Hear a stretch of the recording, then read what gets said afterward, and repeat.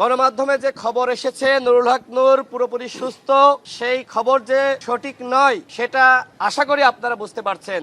সম্প্রতি রাজধানীর কাকরাইলে সংগঠিত হামলার পর গণ অধিকার পরিষদের সভাপতি ও ডাকসুর সাবেক ভিপি নুরুল হক নূরের শারীরিক অবস্থা আশঙ্কাজনক রয়েছে। সংগঠনটির সাধারণ সম্পাদক রাশেদ খান অভিযোগ করেছেন, নুরুল হক নূরকে সুস্থ দেখানোর জন্য একটি ষড়যন্ত্র করা হচ্ছে। রাশেদ খান বলেন, নূর এখনো পুরোপুরি সুস্থ হননি। তিনি যেই অবস্থায় হাসপাতালে ভর্তি হয়েছিলেন সেই সমস্যা ও শারীরিক সংকট এখনো বিদ্যমান।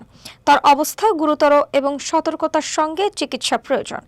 বৃহস্পতিবার দুপুর 12টার দিকে ঢাকা মেডিকেল কলেজ হাসপাতালে নূরকে দেখতে এসে সাংবাদিকদের সঙ্গে আলাপকালে রাশেদ খান এসব তথ্য দেন। এ সময় তিনি জানান, নূরের নাক দিয়ে এখনো জমাট বাঁধা রক্ত বের হচ্ছে।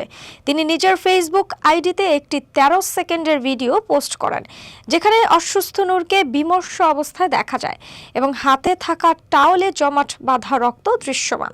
এর পাশাপাশি গণ অধিকার পরিষদ নুরুল হক নূরের চিকিৎসা সংক্রান্ত বিষয় নিয়ে জরুরি সংবাদ সম্মেলন ডেকেছে।